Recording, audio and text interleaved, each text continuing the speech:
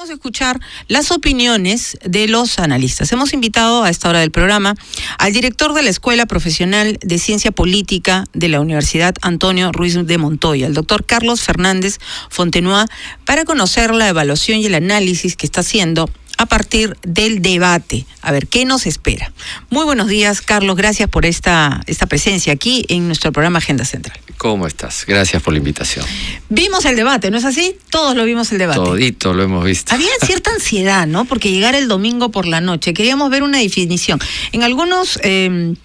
con algunos colegas hablábamos que daba la impresión de que el primer debate en Piura había sido como el partido de ida, ¿no? Sí. Y el de ayer fue el partido de vuelta.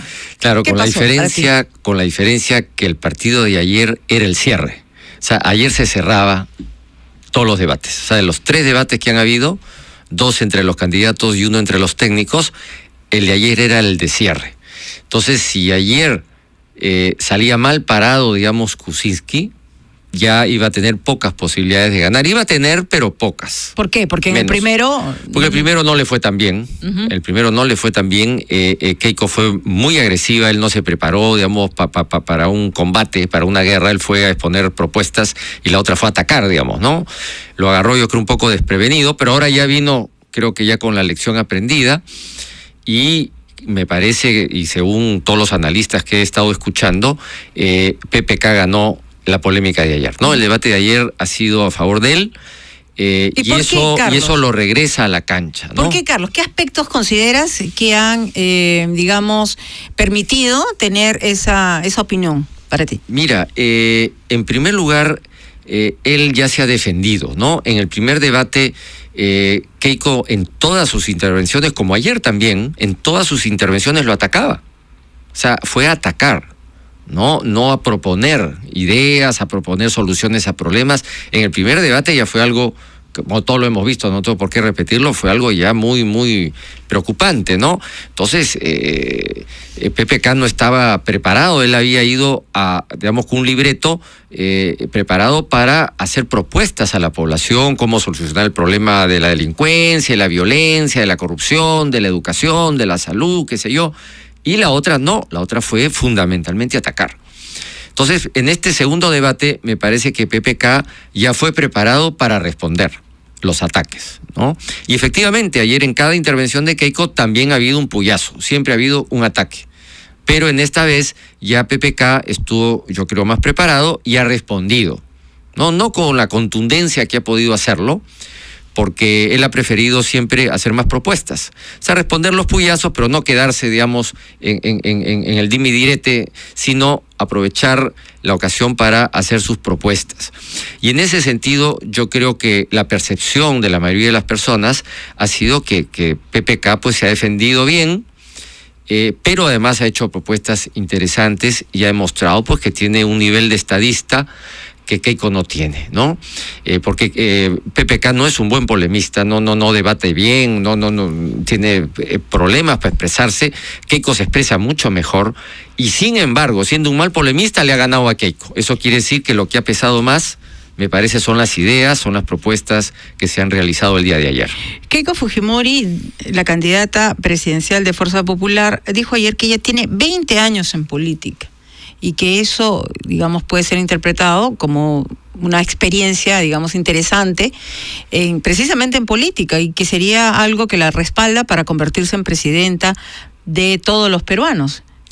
Sí, bueno, eso a mí me suena como, yo he estado estudiando para volar aviones 20 años, pero nunca he volado un avión, ¿no? Kuczynski tampoco ha sido presidente del Perú. Kuczynski ha gobernado, ¿no? Yo cuando hablo de manejar un avión, es gobernar, o sea, estar de ministro, manejar la economía, estar en el Consejo de Ministros, tomar decisiones políticas todos los días, ¿no? En situaciones delicadas, difíciles, donde tus decisiones tienen repercusiones importantes para la población. Kuczynski ha sido, creo que como 4 veces ministro, ha estado manejando avión. Fue ministro 4 a los 27 años, así es. Por primera vez. Él sí es un tipo que sabe volar aviones. Keiko me parece que ha estado estudiando 20 años cómo volar un avión, pero nunca ha volado un avión. Y ahora que estamos entrando en una etapa económica complicada, todos sabemos que las exportaciones del Perú van fundamentalmente a China y la economía china está en una crisis importante. Están disminuyendo nuestras exportaciones de una manera considerable.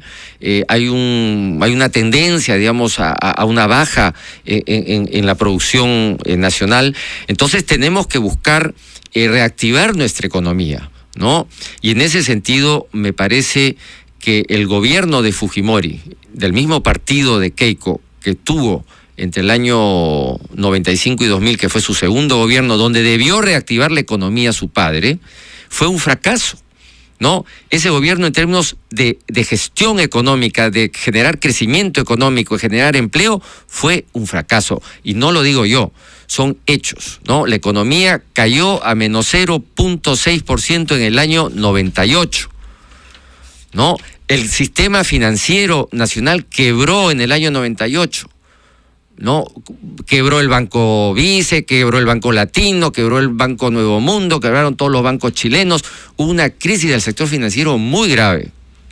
Los dos ministros de Economía que en esa época gestionaron la economía del gobierno de Fujimori, que fue el ministro Vaca Campodónico y el ministro Víctor Joy Guay, no solamente manejaron mal la economía, y esto tienen que saberlo los jóvenes, no solamente manejaron mal la economía, sino que además acabaron presos. Los dos ministros de Economía del gobierno de Fujimori acabaron presos por corruptos, y es algo que todo el mundo lo puede comprobar, son hechos lo que estoy diciendo, no son interpretaciones, no. Así fue. Pues los fujimoristas dicen que eso forma parte de una guerra sucia cuando les recuerdan eso. No, o sea, decir que sus dos ministros no solamente gobernaron mal, que llevaron a la economía al hoyo, y que te lo cuenten los industriales, porque quienes pasan a la oposición, como es natural en esa época, frente a este desastre económico, fueron los empresarios. La CONFIEP se divide, se sale de la CONFIEP que apoyaba a Fujimori y se sale la Sociedad Nacional de Industria, es decir, los empresarios, pequeños, medianos y grandes, se salen de la sociedad, de la CONFIEP, se sale la Cámara de Comercio de Lima, se sale la Asociación de Exportadores y pasan a la oposición al gobierno de Fujimori. Ahí empieza la caída, yo creo, de fondo de Fujimori, cuando el mismo sector empresarial, cuando las pequeñas, medianas y grandes empresas entran en una crisis espantosa. Y eso es bueno recordar, porque los pequeños empresarios que defiende Keiko Fujimori, los micro, pequeños empresarios, por ejemplo, la industria de calzado en esa época de Trujillo, Fujimori hizo quebrar el 70% de las pequeñas y microempresas de calzado de Trujillo. Ahora, Carlos... ¿no? Entonces, esa es, digamos, la última experiencia de gestión económica del partido de Fujimori. Entonces, yo digo, si esa es su última experiencia, ¿qué nos espera? Entonces, estoy preocupado por eso. Permíteme, digamos, ¿no? por favor, porque en el debate anterior en Piura, ella en más de una oportunidad dijo: yo soy Keiko Fujimori, yo no soy Alberto Fujimori. También marcando una posición que en su gobierno no necesariamente va a repetir los errores del gobierno de su padre. Sí, eso es verdad, ¿no? Eso es verdad, pero también es verdad que ella no sería nada sin su padre, ¿no? Ella está puesta por su padre, y también es verdad que su brazo derecho, el señor Klimper, es y ha sido ministro de su padre. Es decir, no estamos hablando que está con un equipo renovado, no. La señora Cecilia Chacón, número 1 en la lista del Congreso, estuvo con su padre.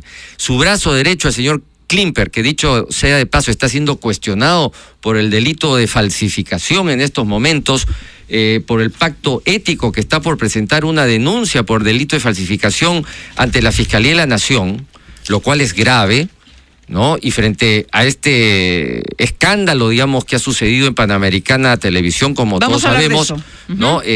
Bueno, el señor Klimper ha sido ministro de su padre, o sea, no puede decir de que ella no tiene nada que ver con el gobierno de su padre. Su brazo derecho, el señor Klimper, que probablemente será su primer ministro, ha sido ministro de su padre. Vamos a hablar de eso, Carlos Fernández. Permíteme, por favor, darle la bienvenida a Yorka Gamarra, integrante del colectivo Ciudadanos por el Cambio, que se está sumando a esta mesa. Muy buenos días. Gracias, Yorka, por estar con nosotros. Bienvenida. Buenos días. Muy bien, también quisiéramos conocer tu impresión, el análisis que has hecho a partir del debate, el último debate que hemos tenido previo a la elección presidencial. ¿Qué te pareció? ¿Quién ganó? Bueno, se ha tenido un PPK más propositivo, con más ganas de ganarle a Keiko y con ganas de hacer notar las diferencias que tiene él respecto a la propuesta de la señora Fujimori. Ha tenido varios episodios interesantes, muy buenos, que podrían quedar, digamos, para la posteridad, los siguientes años, que podrían marcar de alguna manera a la señora Keiko Fujimori. Por ejemplo, le ha dicho, recogiendo las palabras de ella misma, que tiene 20 años de política, y él le ha dicho, bueno, entonces usted es responsable de los caminos que ha tomado su partido en estos 20 años, porque usted ha estado a la cabeza de su partido, y le ha hecho responsable de la situación que implica a alguno de sus integrantes con el narcotráfico y con dineros cuyo origen no se puede explicar. Igualmente le ha hablado de por qué ella pactó con los mineros ilegales y por qué cree que se debe dialogar con Sendero Verde, cosas que ella no ha respondido. Ha sido un debate en el que se ha marcado más la diferencia de PPK con Keiko, y alguna de las encuestas que ha hecho algún canal de televisión le ha dado además a él como ganador. Creo que ha sido positivo para PPK. Y yo creo que esto podría determinar cómo va a votar la gente en los siguientes días, ¿no? En estos 5 días que tenemos por delante. Muy bien, 11 de la mañana con 29 minutos, es momento de ir a la pausa, y al regreso, siempre con Carlos Fernández Fontenoy, director de la Escuela Profesional de Ciencia Política de la Universidad Antonio Ruiz de Montoya, y con la abogada Yorka Gamarra del colectivo Ciudadanos por el Cambio. Regresamos para tocar un tema que vamos a insistir permanentemente, el tema de la infiltración del narcotráfico en la política peruana, y cuán importante es para los candidatos presidenciales y para el entorno político de cada uno de ellos, y para nosotros en la sociedad. No nos podemos poner de perfil frente a esa amenaza. 11 de la mañana con 29 minutos, pausa y regresamos.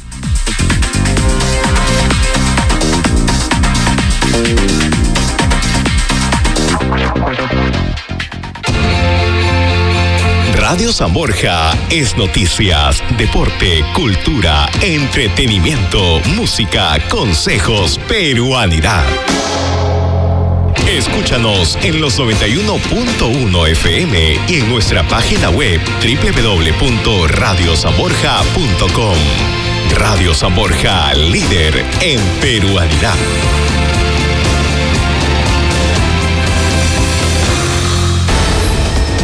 San Borja Noticias presenta el avance informativo de esta hora.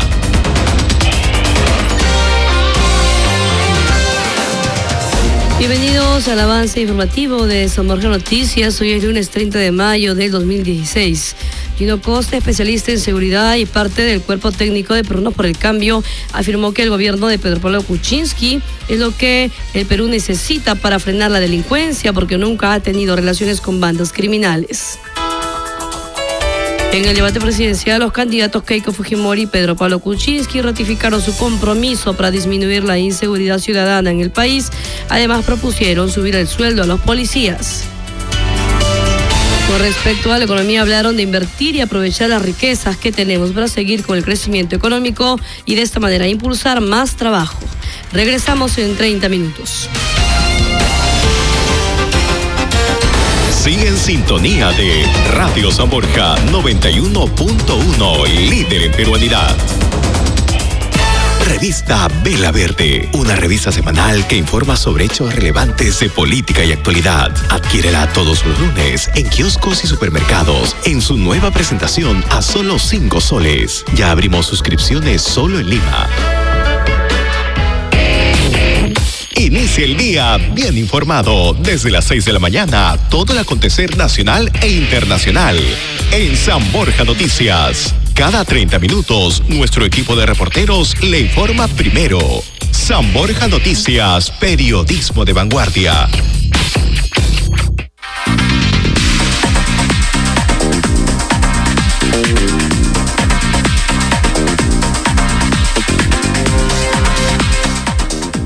De la mañana con 32 minutos. Muy bien.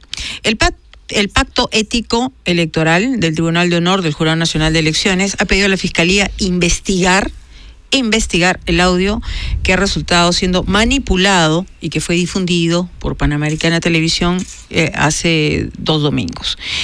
La persona que está involucrada en este hecho es nada menos que José Klimper, candidato a la vicepresidencia en Fuerza Popular. Bueno, en realidad es el único candidato a la vicepresidencia, porque recordemos que el otro candidato a la vicepresidencia, Vladimir Warok, fue excluido del proceso electoral.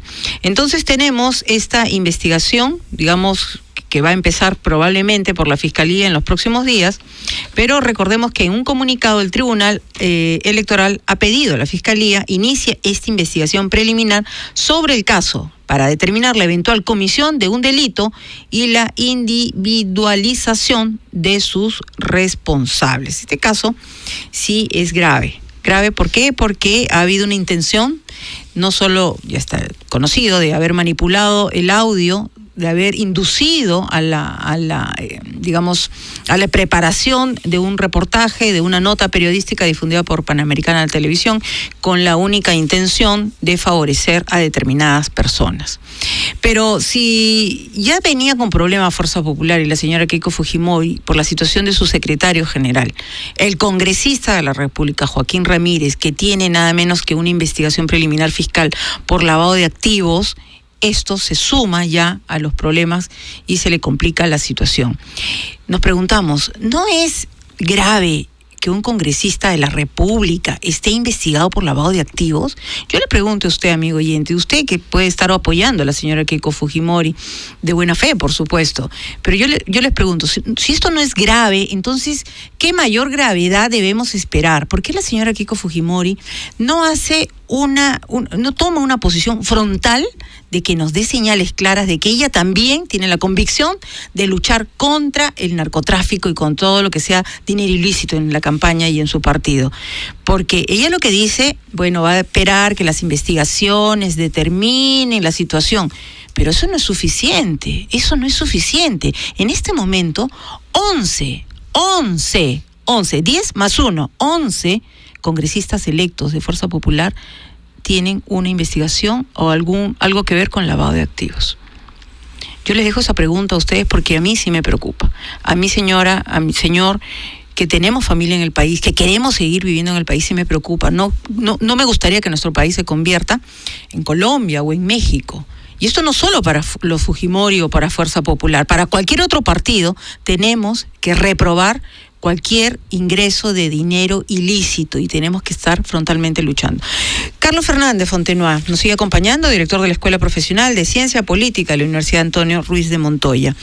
Frente a esta situación, Carlos, de tener a un secretario general en problemas como Joaquín Ramírez y ahora en la mira de una investigación fiscal a José Klimper, ¿qué tan complicada puede estar la situación de la señora Keiko Fujimori? Y en la eventualidad que gane la elección, una presidenta Keiko Fujimori, con esta situación, digamos, ¿se complicaría aún más?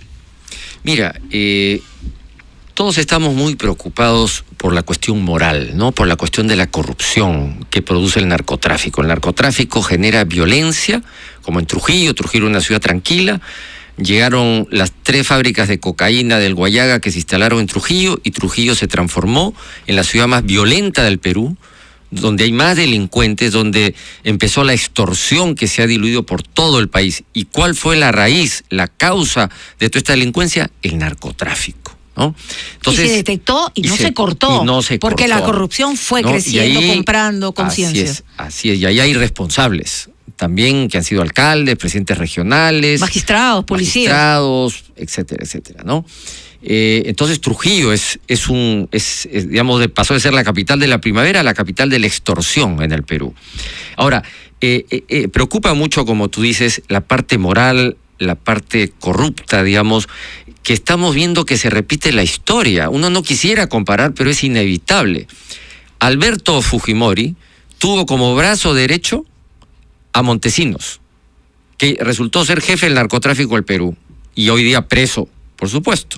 Y su brazo izquierdo, el general Hermosa Ríos, también preso por corrupción. Los dos presos. Es decir, el jefe, bueno, los tres. Su brazo derecho y su brazo izquierdo, los 3 presos por corruptos y además por violación de derechos humanos. Ahora vemos a Keiko repitiendo la historia. Su brazo derecho, el presidente de su partido político, Joaquín Ramírez, investigado desde el año 2011 por lavado de activos, por posible vinculación con el narcotráfico. Pero no solo investigado por la justicia peruana, también por la justicia, por la DEA. La DEA, que es la institución norteamericana que investiga el narcotráfico. Esto está siendo investigado por la justicia peruana y por la DEA norteamericana. Entonces, yo no me explico cómo Keiko no percibe eso. Ese es su brazo derecho, y su brazo izquierdo resulta ser el señor Klimper, que ha sido ministro de su padre. O sea, hay una relación directa con el gobierno de su padre. El mismo ministro de su padre es su jefe de campaña, es su presidente del partido y probablemente sea el primer ministro. Este señor está a punto de ser investigado por la Fiscalía por delito de falsificación. Entonces, el brazo derecho de Keiko, con investigación por posibles vinculaciones con lavado de activos del narcotráfico. Su brazo izquierdo, el señor Klimper, que está a punto de ser también investigado por delito de falsificación. Y todo esto antes de llegar al poder. Imaginémonos qué va a pasar si esta gente hubiera llegado al poder.